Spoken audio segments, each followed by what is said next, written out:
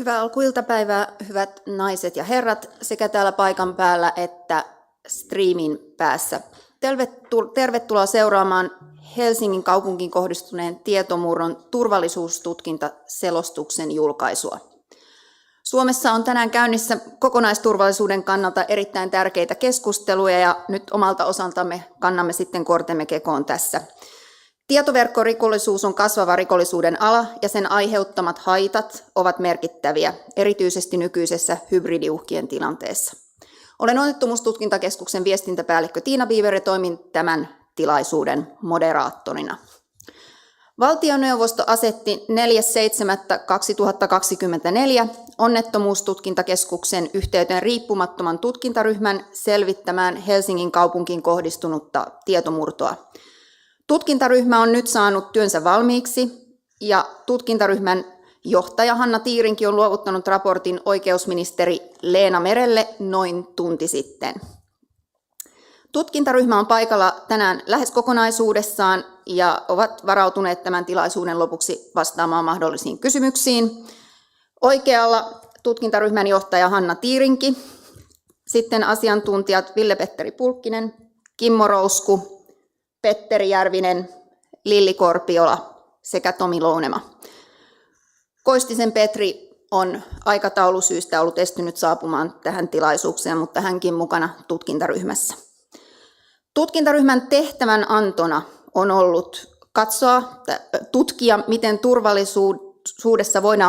turvallisuudessa voidaan paremmin kehittää yhteiskunnan varautumista tietomurron kaltaisiin erittäin vakaviin tapahtumiin ja lieventää niiden seurauksia.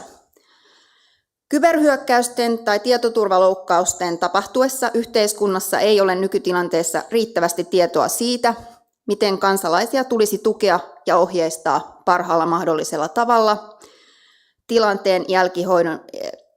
tilanteen jälkihoidon asianmukaisuuden varmistamiseksi. Uhreja oli nyt arviolta 300 000, mikä on merkittävä määrä. Turvallisuustutkinnan lisäksi keskusrikospoliisi tekee Helsingin kaupunkiin kohdistuneesta tietoturvahyökkäyksestä esitutkintaa. Rikosnimikkeinä ovat törkeä tietomurto sekä epäilty tietosuojarikos. Myös tietosuojavaltuutetun toimisto tutkii henkilötietoihin kohdistunutta tietoturvaloukkausta tietosuojalainsäädännön noudattamisen näkökulmasta. Heillä selvityksessä arvioidaan erityisesti, onko Helsingin kaupungilla ollut käytössä riittävät suojaustoimet ja onko se huolehtinut loukkauksen kohteeksi joutuneiden ihmisten oikeuksista. Tuossa ihan hetken kuluttua tutkintaryhmän johtaja Hanna Tiirinki tulee käymään noin 20 minuutissa läpi tutkinnan keskeiset kohdat, johtopäätökset, annetut suositukset, jonka jälkeen rikosuhripäivystyksen toiminnanjohtaja Leena-Kaisa Åberg pitää puheenvuoron juurikin heidän työstään uhrien auttamiseksi. Ja tämän jälkeen avaamme sitten keskustelun mahdollisille kysymyksille. Chat-kenttä on avattu tuolla striimin päässä ja pyrimme sieltä myös poimimaan kysymyksiä, mikäli niitä ilmenee. En tässä nyt sen kummemmin mene ruotsin kielellä uudestaan tähän samaan. Men ville bara säga, alltså god eftermiddag mina damer och herrar och välkommen till publicering av säkerhetsutredningsrapporten om dataintråget mot Helsingfors stad. Hela utredningsrapporten, sammanfattningen och pressmeddelanden finns nu på vår webbsida också på svenska. And finally, just a few words in English before we go any further. Ladies and gentlemen, welcome to this press briefing. Our topic today, data breach targeting the city of Helsinki in 2024. The report itself has been published a few minutes ago and has been handed to the Minister of Justice about an hour ago. The purpose of a safety investigation is to improve general safety. The investigation group now issues recommendations on how to better develop societal preparedness for very serious events such as data breaches and to mitigate their effects. And the investigation produces information on how society could better prepare for similar events. Dr. Hanna Tiirinki, head of the investigation group, will present the core findings of the investigation in about 20 minutes, and the Executive Director of Victim Support Finland, Leena-Kaija Åberg, will deliver some remarks on how this organization helps victims and offers support services. The investigation group is here to answer possible questions after these presentations. Now, this event will be held in Finnish, but the investigation report has been translated into English in its entirety, as have the summary and the press release thereof. And the summary and press release have also been translated into several other languages, and that those translations can be found on our English-speaking website. And I guess with that, I will leave the floor to Dr. Hanna Tiirinki. Ole hyvä, Hanna.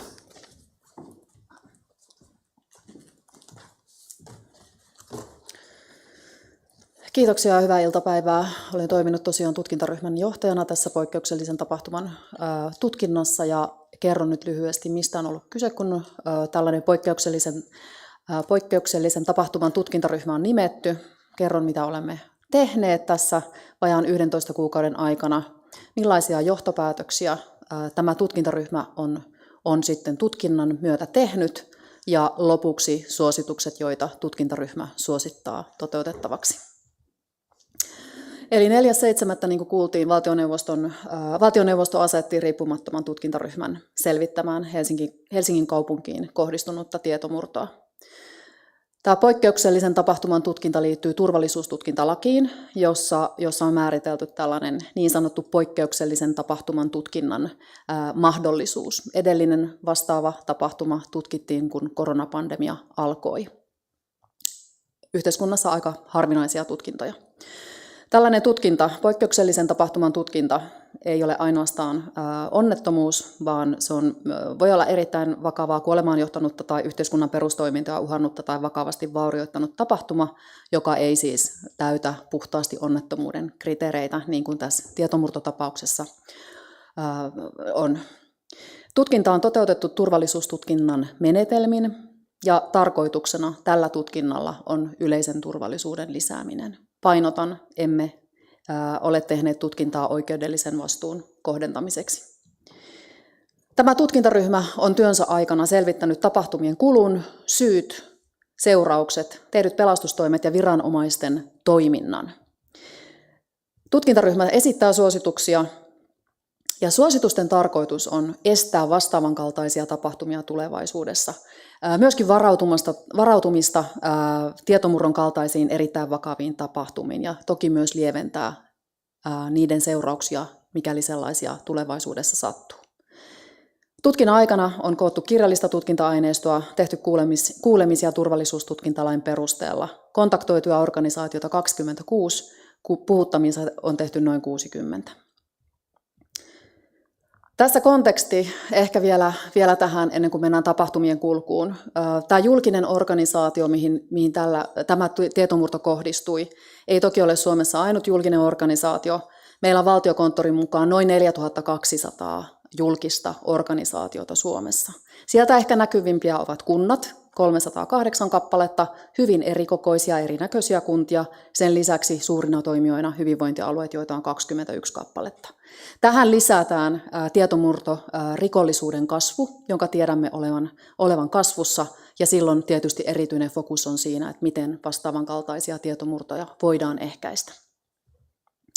Mennään tapahtumien kulkuun.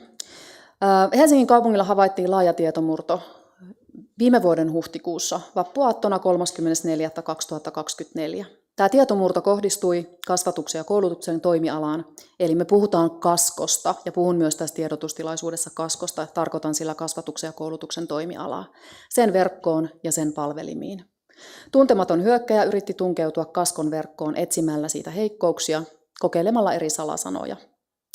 Yritykset kohdistuivat ulospäin näkymään VPN-reitittimeen, joka oli teknisesti vanhentunut ja päivittämättä. Puutteellisen valvonnan vuoksi kasko ei havainnut tietomurron valmistelua, eikä kaupungilla ollut palomuurin valvontapalvelua. Tietoturvailmoituksiin ei reagoitu riittävän nopeasti.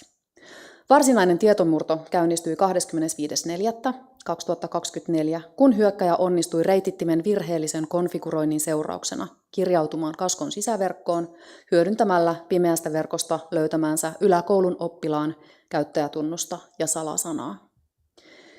Hyökkäjä pääsi näin verkkolevylle, jolla oli yhteensä noin 4,5 miljoonaa tiedostoa. Niistä noin 2,5 miljoonaa oli tämmöisiä Office PDF-asiakirjoja.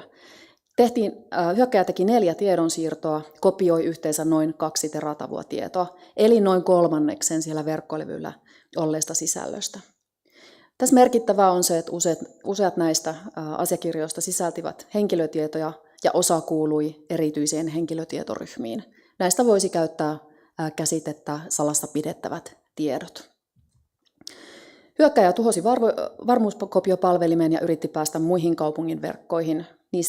Mistä aiheutuneet hälytykset johtivat tietomurron paljastumiseen ja hyökkäyksen pysäyttämiseen 34.2024 iltapäivällä. Tästä johtuen toki sitten tämä kaskossa käytössä ollut verkkolevy oli poissa käytössä toukokuun ajan. Kaupunki käynnisti julkisen tiedottamisen mediatiedotteella 2.5.2024. Tiedotustilaisuus järjestettiin 11 päivää myöhemmin 13.5.2024.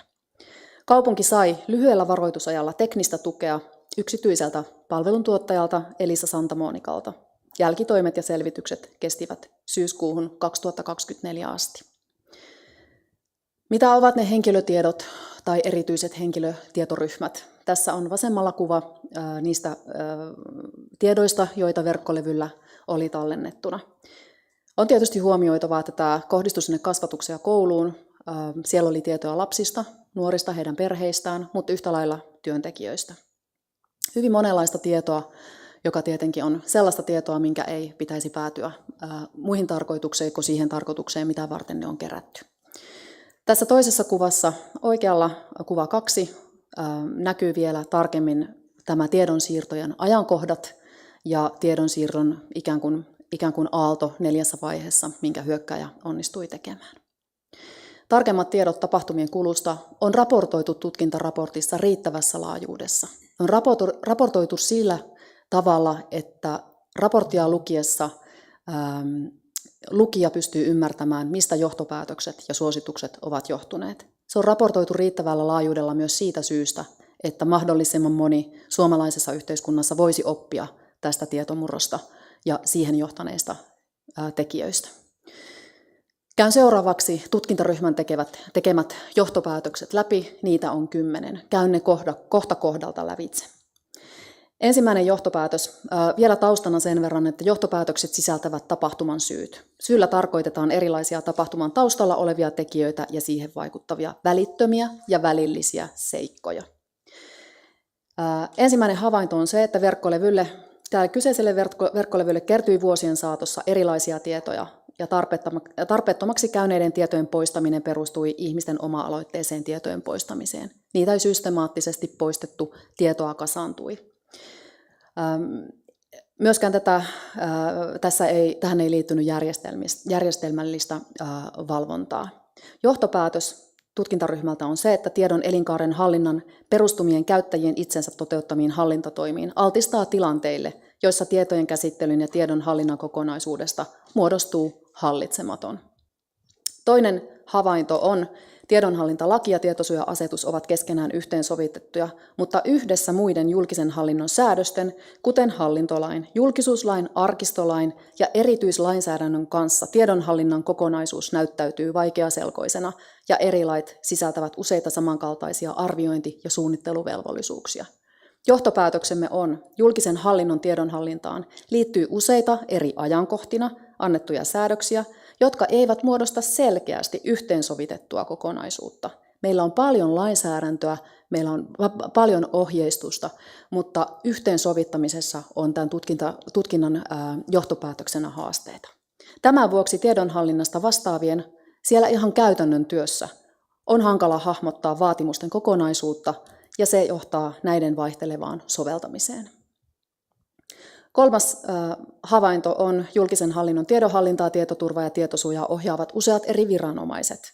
Viranomaiset suorittavat ohjausta itsenäisesti oman tehtävänsä mukaisista lähtökohdista. Johtopäätöksemme on, useiden viranomaisten ohjatessa tiedonhallintaa, tiedonhallintayksiköiden saama ohjaus on hajautunutta ja käytännössä säädösten ja ohjeiden soveltaminen vaihtelee. Viranomaisten suorittama työ on ohjausta, mutta eri toimijoiden valvonta sen sijaan on vähäistä. 4. havainto liittyy tietoverkkorikollisuuden kasvuun. Tiedämme, että tietoverkkorikollisuus on kasvava rikollisuuden ala ja sen aiheuttamat haitat ovat merkittäviä. Julkinen hallinto on sillä olevien tietojen laadun ja määrän takia rikollisia kiinnostava kohde. Tämä ehkä siitä syystä, mitä nähtiin edellisellä dialla. Aika monenlaista tietoa julkisiin organisaatioihin meistä kansalaisista kerätään. Johtopäätöksemme on se, julkisen sektorin kyky vastata tietoverkkorikosten aiheuttamiin uhkiin on tällä hetkellä puutteellinen, koska hyökkäysten ja haavoittuvuuksien havainnointimenetelmiä ei ole käytössä kattavasti. Hyökkäysten ja haavoittuvuuksien tunnistamisella ja korjaamisella on kuitenkin mahdollista estää tietomurtoja ja suojata kerättyjä tietoja. 5. havainto liittyy vanhentuneeseen VPN-reitittimeen, joka jäi käyttöön, vaikka valtaosa sen käyttäjistä oli siirtynyt uuteen VPN-reitittimeen. Laite ei kuulunut selkeästi kenenkään vastuulle, joten sen ylläpito oli minimaalista ja rajoittui vain paikallisen varmenteen uusimiseen. Johtopäätöksemme on, tekniikan ja organisaation muuttuessa IT-laitteita jää heikolle ylläpidolle, jolloin ne muodostavat riskin tietomurroille. 6. havainto on tietomurron valmistelu olisi ollut mahdollista havaita useita viikkoja aikaisemmin kattavalla verkkovalvonnalla. Yritykset laajentaa murtoa sisäverkossa aiheuttivat hälytyksiä, mutta niihin ei reagoitu riittävästi. Johtopäätöksemme on, tietomurron onnistuminen johtuu harvoin yhdestä virheestä tai laiminlyönnistä. Harvoin on kysymys yhden ihmisen huolimattomuudesta.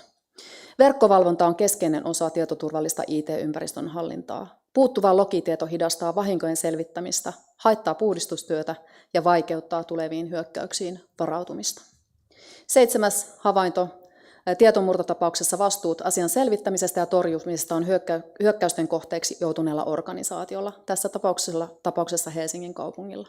Kaupunki aloitti tietomurron torjuntatoimet palkkaamansa tietoturvayhtiön kanssa. Torjuntatoimiin ja muihin selvitystoimiin osallistui myös viranomaisia. Johtopäätös on, että julkisella sektorilla tietomurtotapausten selvittäminen ja hallinta on riippuvaista yksityisen sektorin toimijoiden asiantuntijuudesta ja saatavuudesta. Toimintamallia yhteistyön käynnistämiseksi, tietojen vaihtamiseksi ja toimenpiteiden koordinoimiseksi ei ole myöskään määritelty. 8. havainto liittyy Helsingin kaupungin viestintään. Viestintä aloitti sisäisen viestinnän tietomurrosta välittömästi, mutta ulkoisen viestinnän viiveellä. Kaupungin työntekijät tavoitettiin nopeasti henkilökohtaisen viestinnän kautta. Sen sijaan viestinnän kohdentaminen entisille ja nykyisille oppijoille sekä heidän huoltajilleen ja kaupungin muille asiakkaille oli vaikeampaa. Johtopäätöksemme on, että tietomurron uhrien tavoittaminen voi olla haasteellista. Yleinen tiedoksianto on tärkeää, mutta se ei yksin riitä varmistamaan viestinnän tavoitettavuutta. Ennakoiva viestinnän suunnittelu ja monikanavainen tiedottaminen on tärkeää, jotta tietomurron uhrit voivat suojautua.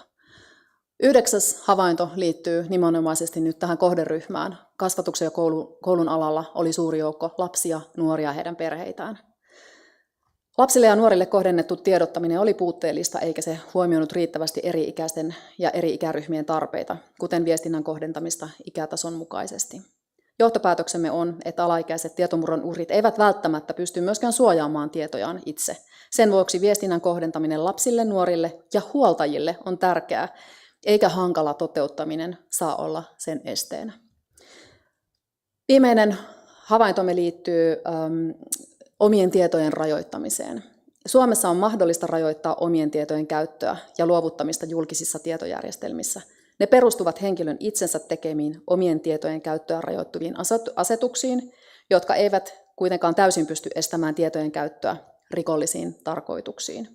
Johtopäätös tutkintaryhmältä on tähän liittyen se, että omien tietojen suojaaminen kattavasti on itse asiassa mahdotonta ja perustuu pitkälti henkilön itse asettamiin rajoituksiin, jotka voivat samalla vaikeuttaa sujuvaa asiointia ja päivittäistä elämää ihan siellä arjen tasolla. Tietomurron uhri altistuu myös pitkäaikaisesti riskille omien tietojen myöhemmästä väärinkäytöstä. Siirryn seuraavaksi suosituksiin, joita tutkintaryhmä antaa yhteensä 4 kappaletta. Ensimmäinen suositus liittyy tiedonhallinnan lainsäädännön yhteensovittamiseen. Kuten todettiin tuossa jo havainnoissa ja johtopäätöksissä, että tiedonhallintaan liittyy useita eri säädöksiä. Niitä on annettu eri aikoina. Ja myöskin tiedonhallintaan liittyvää sääntelyä on niin kuin monenlaisessakin lainsäädännössä. Näitä eri lakeja, jotka on kuitenkin aika keskeisiä työkaluja myös siellä käytännön toimeenpanevalla tasolla ymmärtää, mitä vaaditaan, miten tulee toimia tiedonhallinnan varmistamiseksi, voi olla aika kompleksista ja haastavaa. Tutkintaryhmä suosittaakin, että valtiovarainministeriö yhteistyössä oikeusministeriön kanssa huolehtii, että julkisen hallinnon tiedonhallintaa koskeva lainsäädäntö yhteensovitetaan ja sen valvonta- ja ohjausrakenteet selkiytetään. Toinen suosituksemme liittyy julkisen hallinnon tietoturvapuutteiden havaitsemiseen kehittämiseen. Tällainen niin kuin tietoturvapuutteiden ennalta havaitseminen on tietysti niin kuin aivan keskeisesti ratkaiseva keino myös estää tietomurtoja. Ja tietoturvallisuustoimenpiteiden kehittämistä on tehtävä laaja-alaisesti ja myöskin monikerroksillisesti. Tämä on myös jatkuvaa työtä. Ei riitä, että jonakin päivänä on varmistettu tietoturvallinen toiminta ja tietoturvallinen ympäristö.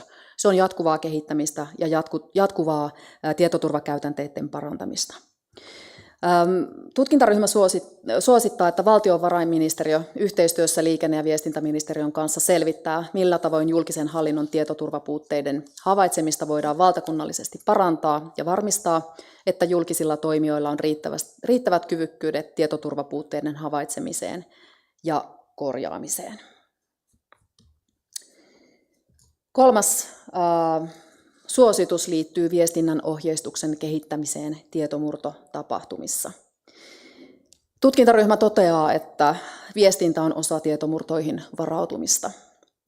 On tärkeää, että uhrit saavat riittävän tiedon ja sen myötä myös riittävän tuen, kun he joutuvat tietomurron uhreiksi. Tietomurroista tiedottamisen on oltava monikanavaista, ikätasolle sopivaa, kohdennettua ja myöskin saavutettavaa. Ehkä tässä Helsingin kaupungin tietomurrossa tosiaan tämä uhriryhmä on lapsia, nuoria, perheitä. Meillä on myös varsin suuri kielijoukko ihmisiä, erilaisia erityisryhmiä, joille viestiminen on tällaisissa tapauksissa erittäin tärkeää.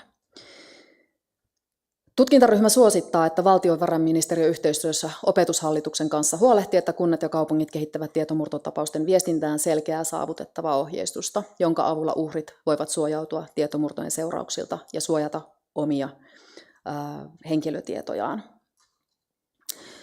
Vaikka tämä suositus on kohdennettu valtiovarainministeriölle ja Opetushallitukselle, tutkintaryhmä painottaa, että yhteistyötä on tavoiteltava myös muun muassa opetus- ja kulttuuriministeriön sekä kyberturvallisuuskeskuksen kanssa. Tämä tietoturvan parantaminen yhteiskunnassa ylipäätään on hyvä ymmärtää. Se on yhteistyötä sekä täällä valtion tasolla, mutta myös siellä paikallisella tasolla. Neljäs suositus liittyy kuntien kriittisten tietoturvapuutteiden tunnistamiseen ja korjaamiseen. Tietoturvan varmistaminen ja tietomurtojen ehkäisy edellyttää kunnilta ennakoivia ja välittömiä jatkuvia toimenpiteitä ja myöskin tämän riskienhallinnan arviointia ja riskienhallinnan parantamista. Tutkintaryhmä suosittaa, että valtiovarainministeriö yhteistyössä Kuntaliiton kanssa tukee kuntia kriittisten tietoturvapuutteiden tunnistamisessa ja korjaamisessa sekä kehittää tiedonhallinnan ja tietoturvariskin hallintaa. Kehittämistyössä, kuten nähtiin, meillä on julkisia organisaatioita varsin paljon Suomessa ja ajattelemmekin, että kehittämistyötä myös tässä kriittisten tietoturvapuutteiden tunnistamisessa ja korjaamisessa on hyvä tehdä esimerkiksi hyvinvointialueiden kanssa sekä muiden sidosryhmien kanssa.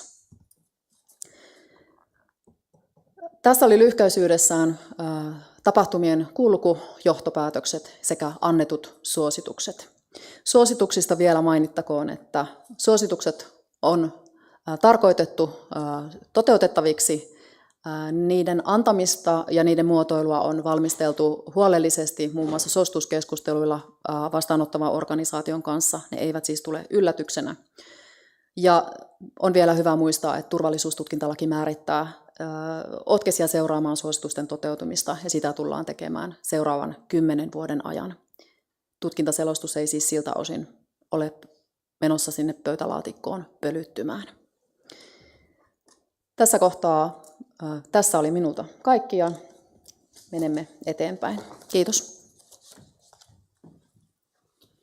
Kiitos Hanna Tiirinki, ja annan seuraavaksi puheenvuoron Rikosuhripäivystyksen toiminnanjohtaja Leena-Kaisa Oberille.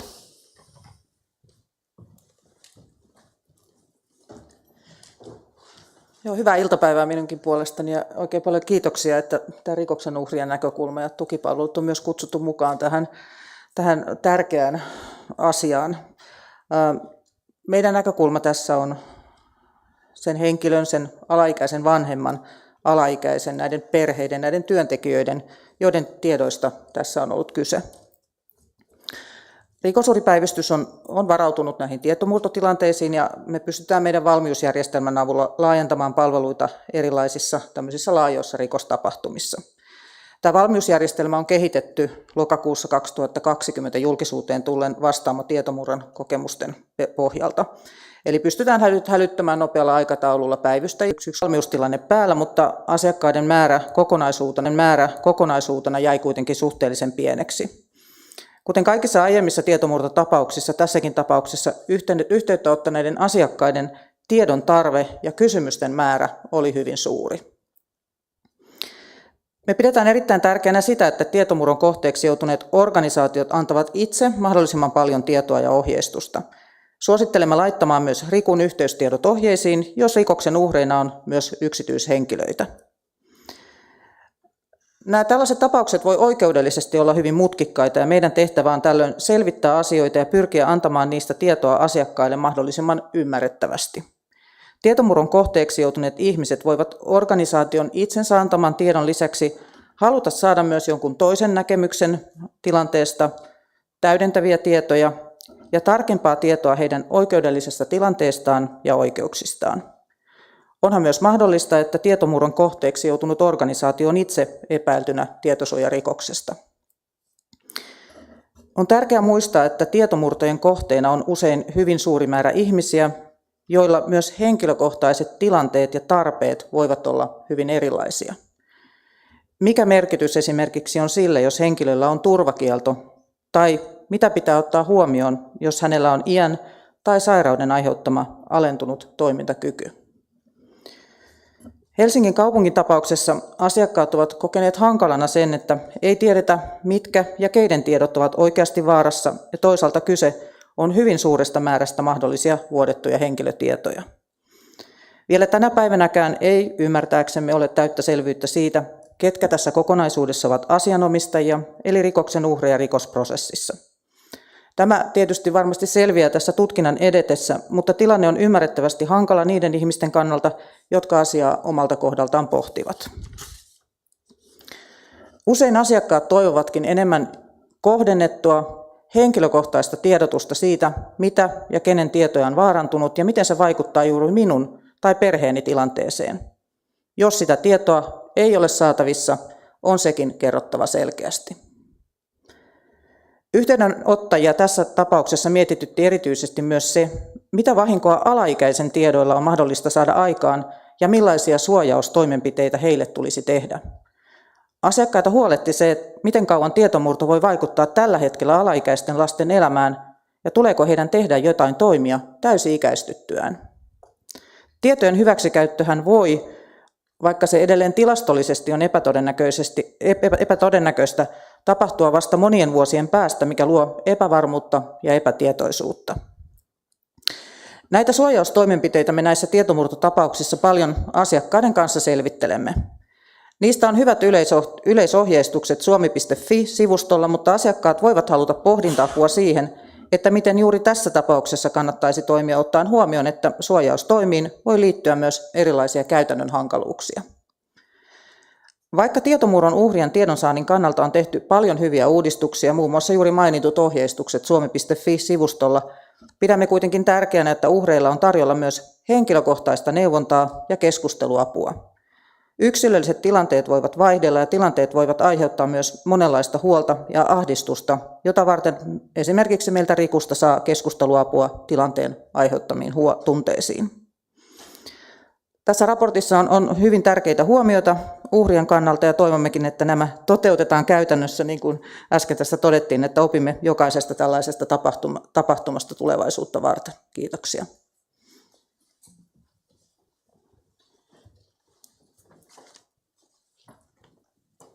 Kiitos Leena-Kaisa Åberg puheenvuorosta ja todella tärkeästä näkökulmasta, eli juurikin tämä uhriviestintä ja uhrin ja myöskin tämä psyykkinen resilienssi, jota tässä maassa nyt tarvitaan. Kiitän Hanna Tiirinkiä esityksestä, kiitos Leena-Kaisa Åberg, ja nyt avaisin tämän tilaisuuden mahdollisille kysymyksille salissa ja myöskin tuolla striimin päässä, mikäli niitä ilmenee.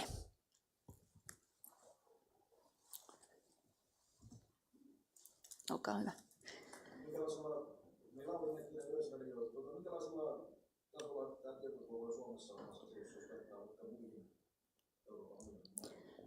Eli kysymys myös tuonne striimin päähän, eli Yleltä kysymys siitä, että millaisella tasolla on Suomessa tietoturva muihin maihin nähden. Ole hyvä. Hanna Tiirinki, vai ottaako sieltä joku muu? Ehkä mahdollisesti Kimmo Rousku. Testataan, tuntuu toimivan. Joo, Kimmo Rousku.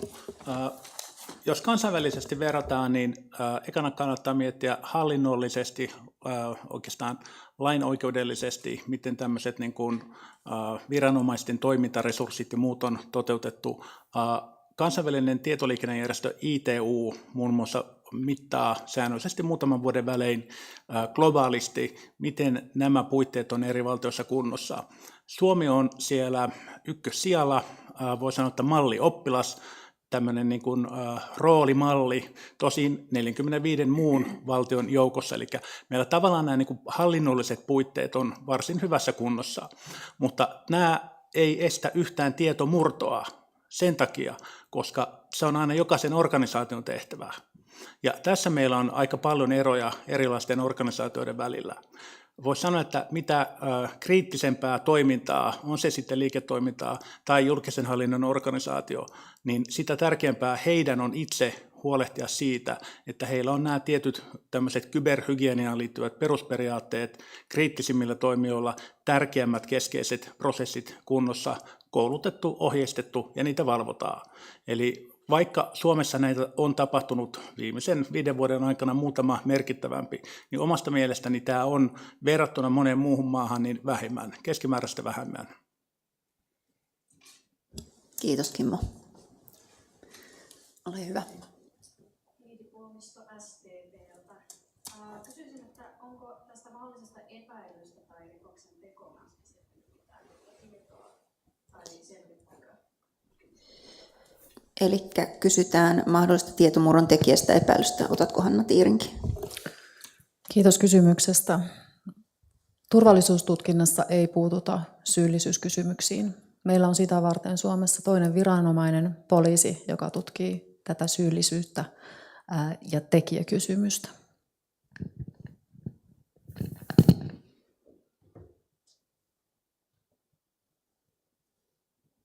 Ole hyvä.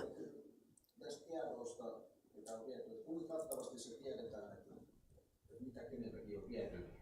Jos joku yksittäinen kansalainen kysyy, että mitä tietoja minusta menisi sinne murtautujalle, niin voidaanko siihen vastata kuinka kattavasti? Eli Yleltä kysymys tiedon laadusta. Haluaako Petteri ottaa siihen kantaa? Ihan kumpi vaan. Joo, tutkinnassa on pystytty selvittämään kopioitujen tiedostojen määrää ja sen perusteella on sitten arvioitu tätä asiakirjamäärää, mutta mitä tietoja niissä varsinaisesti asiakirjoissa on ollut, kuinka monen henkilön tietoja, sitä ei pystytä selvittämään.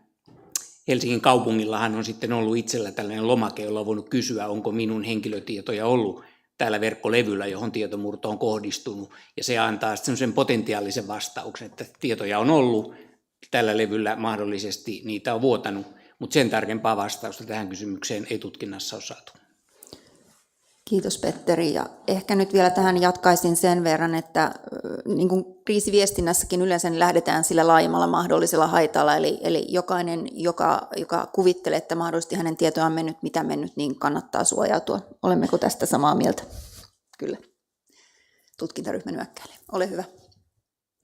Voisin kysyä myös noista tiedoista, että onko siitä se niin mitään tietoa, että kuinka suuressa osuudessa esimerkiksi oli näitä erityisiin henkilötietoryhmiin kuuluvia tietoja, eli onko vaikka suurin osa näitä tähän ryhmään kuuluvia tietoja? Johtuen siitä, että käytettävissä ei ole ollut lokitustietoja siitä, mitä tietoja on vuotanut, niin tätä ei pystytä arvioimaan, eikä kannata lähteä sen tarkemmalla tasolla arvioimaan. Sen sijaan tuolla raportissa, selostuksessa löytyy varsin laajasti niitä erilaisia joukkoja, mitä kaikkea sieltä on tunnistettu. Eli laajasti löytyy, mutta tarkempaa yksilöintiä on mahdotonta tehdä. Ole hyvä. Nyt kun tämä tutkinnan selvitysraportti on tänään luovutettu valtioneuvostolle, niin onko jotain, mitä tapahtuu juuri heti? Miten reagoidaan? Eli Helsingin Sanomilta kysymys siitä, että kun raportti on nyt valtioneuvostolle luovutettu, niin tapahtuuko jotakin heti? Hanna Tiirinki, ole hyvä. Suosituksen toteuttamisten osalta me kysytään 3 kuukauden kuluttua suositussaaja-tahoilta, mitä on tapahtunut, onko tapahtunut jotain heti. Toivomme toki, että tämä tutkinnan tarkoitus eli oppiminen otetaan heti työn alle. Ja tässä on tietysti monta tasoa, mitä tehdään heti tai voidaan tehdä heti. On paitsi suositukset, jotka on sitten isompia, esimerkiksi tämä lainsäädäntöön liittyvä, on suositus, tiedetään jo etukäteen, että se tulee viemään vuosia. Lainsäädännön yhteensovittaminen ei ole 1 tai 2 päivän tehtävä. Se vaatii aikaa ja yhteistä tekemistä. Mutta toisekseen on paljon, joita voidaan tehdä heti. Esimerkiksi siellä kunnissa, julkisissa organisaatioissa, oman tietoturvan. Myöskin tietysti ihmiset itse voivat pohtia, missä omia tietoja on ja miten voi omia tietojaan suojata. Mutta prosessin mukaisesti kysymme 3 kuukauden kuluttua, jolloin me pystymme sanomaan, mitä on suosituksille tehty. Kimmo Rosku, ole hyvä. Toinen asia liittyy siihen, että tulee nämä suositukset, mutta sitten toinen on ihan siis arki ja käytäntö. Tiedän verkostojeni kautta, että tätä raporttia on odotettu todella kovasti. Ja se on hyvin, hyvin monessa organisaatiossa asiantuntijoilla nyt heti lukulistoilla. Kesän aikana siihen tutustutaan ja itse edustan tässä myös Digi- ja väestötietovirastossa toimivaa vahtiryhmää, niin meillä on elokuulle alustavasti ajoitettu 3 erilaista tilaisuutta, jossa me sitten näitä oppeja tullaan käymään läpi. Eli nämä opit, jotka tästä selostuksesta on saatavilla, niin on äärimmäisen tärkeitä. Jokainen organisaatio pystyy oppimaan niistä ja tulemme näitä oppeja jakamaan. Kiitos Kimmo, ja tutkintaselostuksen lopussa on myös tehdyt toimenpiteet osio, josta kannattaa ehkä sitten käydä katsomassa myös lisää. Ole hyvä. Lista, mikä vie konkretian tasolle sen, että mitä kaikkea tietoa on voinut mennä. Esimerkiksi tiedetäänkö nyt, että mitä kirjoja mä oon lainannut, tiedetäänkö mitä lasten filmapisteissä on liikkunut, tiedetäänkö mitä jossain kenestä on tehty lastensuojeluilmoituksia, kaikkea tämmöistä herkkää sitten. Niin onko jossakin lista näistä kaikista tämmöisistä konkreettisista tietokannoista tai tietosysteemeistä, mihin on päässyt käsiksi? Eli edelleen tiedon laatuun liittyvä kysymys. Hanna Tiirinkin, haluatko vastata? Tutkintaselostuksesta käy ilmi, mitä tietoja verkkolevyille on tallennettu. Siinä on myös tuo sama kuva, mikä näkyy tuossa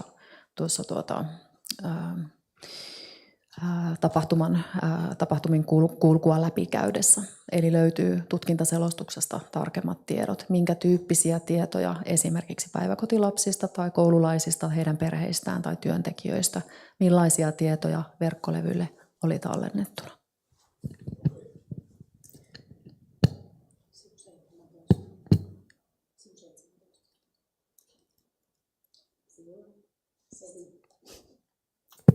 sivulla 17. Kiitos. Ole hyvä. Se mainittiin raportissa, että ei ole tietoa, että näitä tietoja olisi käytetty esimerkiksi identiteettirikoksiin tai muihin haitallisiin asioihin. Miten tätä selvitettiin? Eli ihan pieni hetki niin kuuluu tuonne striimin päähän myös. Eli kysymys koskee nyt sitä, että miten on selvitetty, että onko tietoa käytetty tai ei käytetty. Tutkinnan aikana tietoa ei tullut, että näitä tietoja olisi käytetty. Ja tässä ehkä painotus on nyt sillä, että on tunnistettava riski. Aina kun tietoja murretaan, siellä voi olla erilaisia tarkoitusperiä taustalla, mutta aina on se riski, että tietoja voidaan käyttää myös aika niin kuin pitkänkin ajan kuluttua.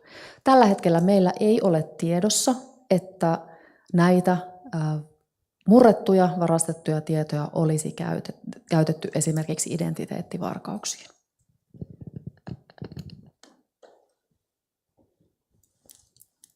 Eli nyt ilmeisesti tuolta striimin päästä on kysymys.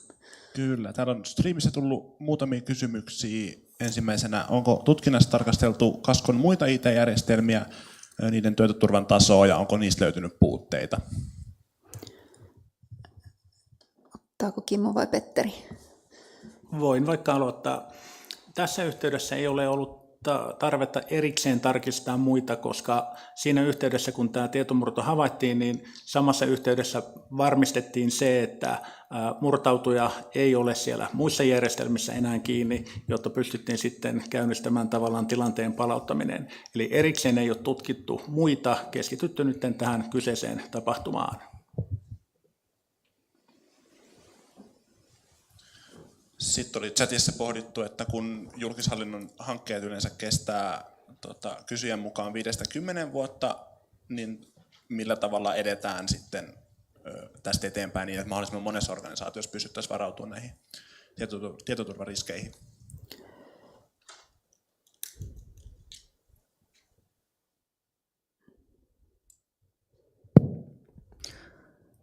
No, tässä on huomioitava se, että jokainen organisaatio vastaa itse tietoturvasta, on myös vastuussa niistä tiedoista, jota keräävät tietojärjestelmiinsä.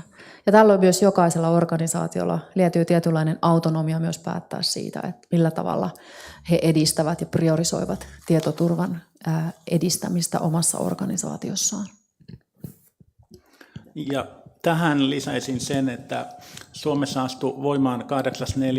kyberturvallisuuslaki, jonka yhteydessä toimeenpannaan uutta eurooppalaista NIS2-velvoitetta, jossa kaikille keskeisille kriittisille toimijoille on tullut, voisi sanoa, merkittäviä vaatimuksia laajemmin tietoturvallisuuden, kyberturvallisuuden kehittämiseen. Tämä on yksi osa-alue, jota kautta tätä viedään. Tuossa aikaisemmin mainitsemani opit, tästä saadaan jalostettua tiettyjä oppeja, joita voidaan esimerkiksi myös hankintojen yhteydessä toteuttaa. Ja kuten totesit, tietojärjestelmien kehittäminen on hyvin pitkäaikaista, saattaa kestää vuosia. Ja tämä korostaakin nimenomaan hankintojen merkitystä ja hankinnoissa käytettävien tietoturvavaatimusten merkitystä, että ne ovat ajan tasalla olevia ja tosiaan tämä koko ajan kehittyvä lainsäädäntö tuo sinne myös mahdollisuuksia päivittää niitä. Sitten oli chatista vielä viimeinen kysymys toistaiseksi. Miten on ollut mahdollista, että oppilaan käyttäjätunnuksella on voinut ladata niin suuren määrän tiedostoja? No, voin jatkaa tästä eteenpäin. Itse asiassa oppilaan tunnuksella ei ole ladattu tiedostoja. Oppilaan tunnusta on tämän tutkimuksemme mukaan käytetty apuna murtautumiseen, jonka jälkeen sitten hyökkääjä on pystynyt sieltä toistaiseksi tuntemattomilla tavoilla saamaan haltuunsa päätason käyttäjän, eli niin sanotun administraattoritason käyttäjän tunnuksen, jota hyödyntäen hän on päässyt sitten näihin tiedostoihin kiinni. Eli tämä on tosi monivaiheinen hyökkäys, joka tässä on toteutettu, että tämä ei ole ollut noin yksinkertainen tapahtuma. Onko muuta vielä? Ei ole tällä hetkellä muuta kysymyksiä chatissa. Kiitos. Ilmeisesti ei nyt sitten enää salissakaan, eli Kiitän kaikkia tilaisuuteen osallistuneita. Tuo striimi jää tuonne meidän YouTubeen ja sen pystyy sieltä myös myöhemmin katsomaan. Tutkintaselostustiivistelmä tiedote on, tai itse asiassa tiedote tulee kohta, mutta tiivistelmä ja tutkintaselostus on nyt julkaisu, ne ovat julkisia ja nuo graafit, joita siellä tutkintaselostuksessa on, niin ne ovat myöskin käytettävissä, kunhan akkreditoineista pidetään huolta. Kiitän myös meidän viittomakielen tulkkeja Suvi Siprunen, Aino Tynkkynen oivasta työstä. Hienoa, että pääsitte mukaan.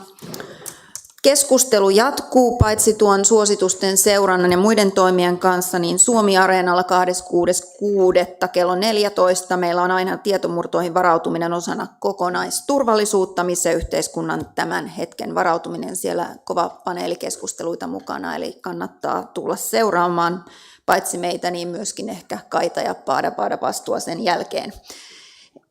Ja ehdimme tässä hyvin ennen tasavallan presidentin mediatilaisuutta 14.30, eli ehtii sitäkin vielä tuonne linjoille seuraamaan. Hyvää loppupäivää kaikille. Kiitos.